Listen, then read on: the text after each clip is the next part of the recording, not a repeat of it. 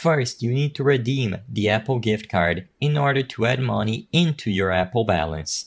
To do this, all that you have to do is tap and hold on the App Store icon, and you will be able to find the redeem option as I'm showing you on screen. When you tap redeem, you will be able to use your camera to scan the gift card or enter the code manually. Regardless of which option you pick, as long as you are able to scan, you will be able to redeem the gift card and receive it as balance in your Apple account. Once you have the balance in your account, go back to Roblox and in here tap on the Robux icon. When you tap on Robux, you will be redirected to this page where you can choose the amount of Robux that you want to buy.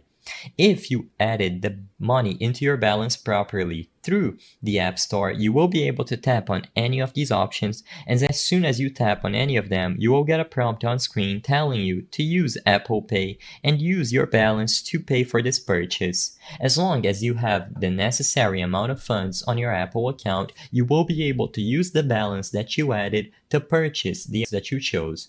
Make sure that you do this process through the Roblox app on your iOS device and that you have enough money on your balance, and as long as you redeem the gift card properly, you will be able to purchase Robux.